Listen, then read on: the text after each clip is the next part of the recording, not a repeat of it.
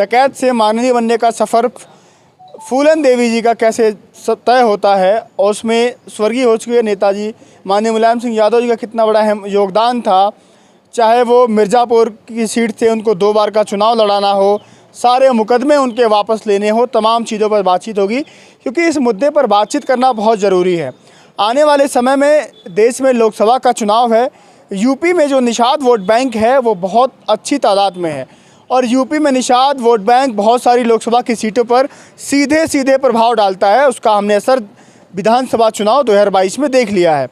UP में निषादों के सबसे बड़े नेता इसमें माने जा रहे हैं संजय निषाद, जो इसमें बीजेपी के साथ हैं और उनको गठबंधन में जो 16 सीटें मिली थी उनमें उन्होंने 2 सीटें छोड़ करके तमाम सीटें इधर उधर दे दी अपने सहयोगियों को, लेकिन उसमें से ज़्यादातर जो सहयोगी थे वो उनके समाज के एक भी नहीं थे।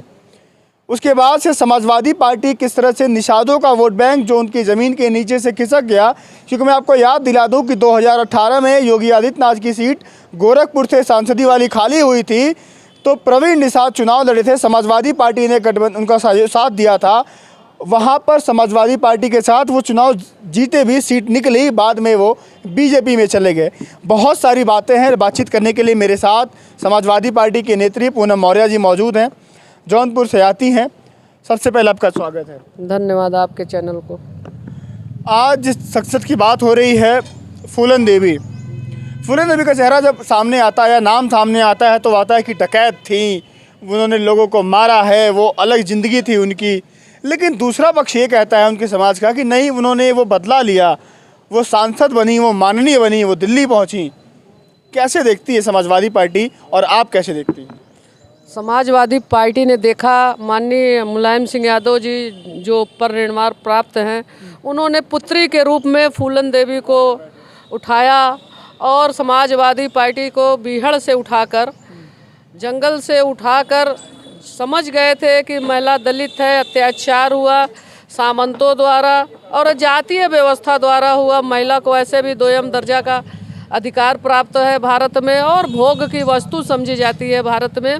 2500 साल पहले तथागत गौतम ने अंगुलमार को उठाकर धम्म की शरण दिया था और 2500 बाद 21वीं सदी में भारत के माननीय मुलायम सिंह यादव जी उस समय पार्लियामेंट में पहुंचाकर थोड़ा न्याय करने की कोशिश किया। वो जितना कर सकते थे उन्होंने बिना किसी लालच के, बिना किसी लाग लपेट के फूलन देवी के साथ न्याय किया। एक बात। दूसरी बात ये है कि वो चूँकि दलित समाज से, पिछड़े समाज से थी, गरीब थी, इसलिए उनको डकैत कहा गया।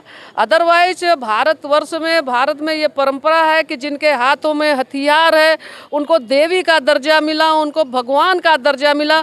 चूँकि वो अपर कास्ट से नहीं थी फूलन देवी, इसलिए वो पिछड़ी और दलित महिला थी, इसलिए उनको डकैत के रूप में कहा गया कि वो लोक कल्याण के लिए संहार किया भारत में। और जब फूलन देवी जो उनके ऊपर अत्याचार हुआ, उन्होंने हथियार उठाया सामंतों के खिलाफ, घुटने नहीं टेका, उनकी बात को नहीं माना।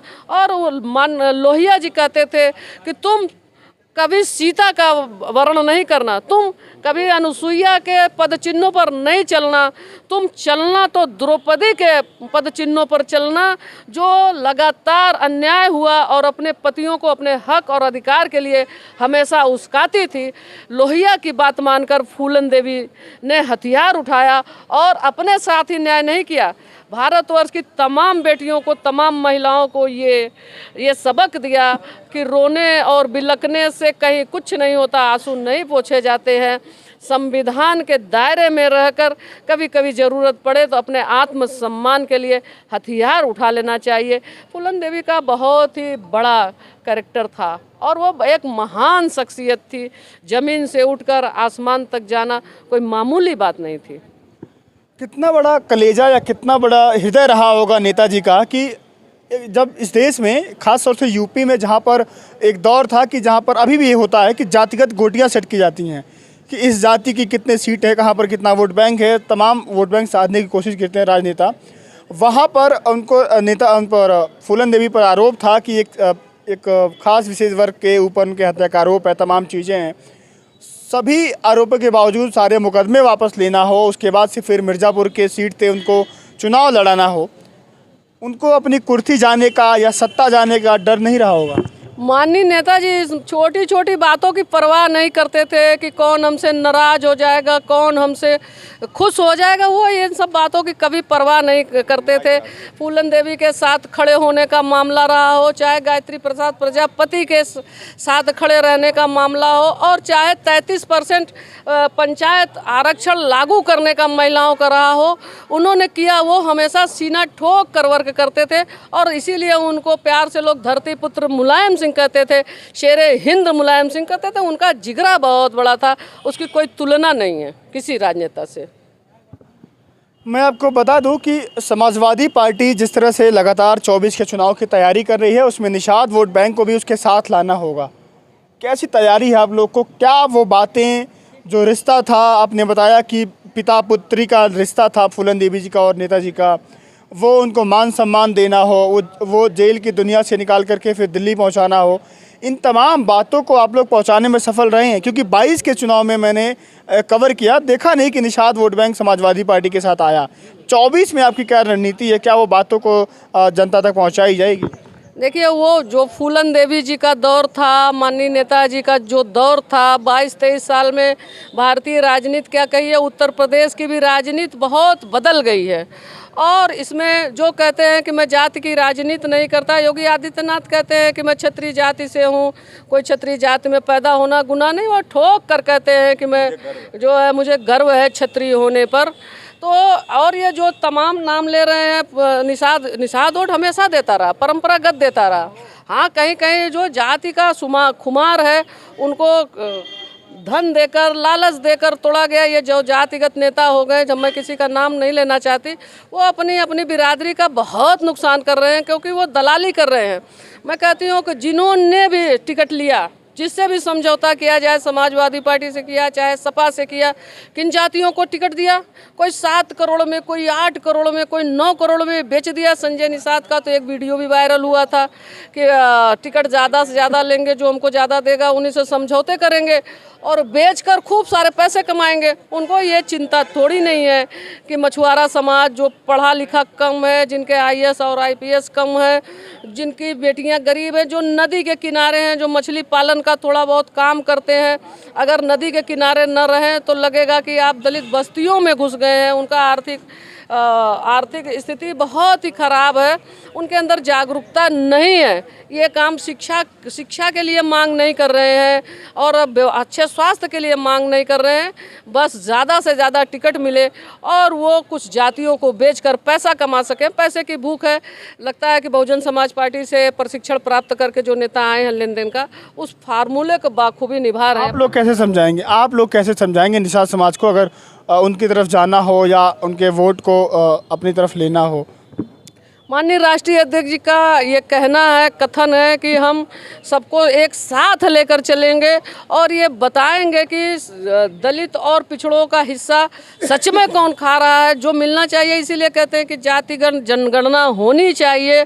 मछुआरा समाज हो, निषाद समाज, केवटबिंद हो, मौर्य, कुशवाहा, शाक्य हो, यादव, ग्वाला, जितनी भी जातियाँ हैं, पाल हो, विश्वकर्मा हो, जिनकी जितनी संख्या है, वो उस संख्या के हिसाब से उनका हक दे दिया जाए और भारत में झगड़े समाप्त हों। हम इस मोटो को लेकर, चाहे निषाद समाज हो, चाहे मौर्य समाज हो, चाहे बिंदु हो, चाहे वो पाल समाज हो, चाहे नाई समाज हो, चाहे दलित हो, चाहे पासी हो, सबके बीच में जाना चाहते हैं। उस बात को लेकर और संवैधानिक बात को लेकर जाना चाहते हैं कि इसमें जो हमको जो कुछ भी मिला है, किसी ने हमको दिया नहीं। दासत्व के अतिरिक्त जो भी मिला हमको बाबा साहब भीमराव अंबेडकर के संविधान से मिला है और भारतीय जनता पार्टी हमारे हक को, हमारे अधिकार को समाप्त कर रही है। और जो हमने दलाल चुन कर भेजे हैं, जातियों के जो छोटे छोटे दल बना के रखे हैं, जो हमने दलाल चुन कर भेजे हैं, वो हमारे हित पर कुठाराघात कर रहे हैं। इससे बचने की ज़रूरत है और आने वाले दिनों में हम लोग इसको समझाएंगे गांव-गांव जाकर। मेरे साथ पूनम मौर्य जी थी, इनसे बातचीत हो रही थी फूलन देवी जी को लेकर के। किस तरह से वो तमाम मैंने पहले बातें बताई कि किस तरह से वो जेलों में रहीं, फिर नेताजी ने उनके मुकदमे वापस किए, 2 बार वो चुनाव लड़ी मिर्ज़ापुर से। 2001 में 25 जुलाई 2001 को दिल्ली में उनके संसद जो आवास मिलता है, सांसदीय आवास अधिकारी बंगले पर उनकी गोली मार करके हत्या कर दी जाती है। उम्र होती है मात्र 37 साल। तो 37 साल की एक अल्पायु उम्र में तमाम चीज़ें उनके जीवन में घटित हुई। वो तमाम चीज़ें जो एक औरत के जीवन में नहीं होना चाहिए, आमतौर पर जो दरिंदगी हुई, जो तमाम चीज़ें आप लोगों ने सुनी होंगी, वो नहीं होना चाहिए था। उसके बाद से किस तरह से उन्होंने देश की सबसे बड़ी पंचायत में पहुंच करके अपने तमाम जो समाज के लिए काम करने के लिए काम किया उन्होंने। और एक दौर भी था जब वो समाजवादी पार्टी के सिंबल से चुनाव लड़ी थी, तो जो निषाद समाज है उसका बहुत बड़ा चेहरा बन गई थी। और उसके बाद से समाजवादी पार्टी लगातार काम करती थी। नेताजी लगातार उनको, या वैसे जो समाज के जो तबके के लोग थे उनको उठाने का काम किया करते थे। उसके बाद से नेताजी का भी निधन हो गया है फ़िलहाल में, लेकिन एक कहानी बतानी बहुत ज़रूरी थी कि किस तरह से उनके रिश्ते थे, क्या वो सारी कहानी थी, उसके पीछे की क्या घटनाक्रम थे। देखना ये हुआ कि समाजवादी पार्टी 24 के चुनाव में निषाद समाज जो तमाम जो वोट बैंक है पूर्वांचल में ख़ास तौर से, उसको अपने साथ लाने के लिए कौन सी रणनीति अपनाती है, ये देखने वाला बहुत दिलचस्प होगा। फ़िलहाल के लिए नमस्कार।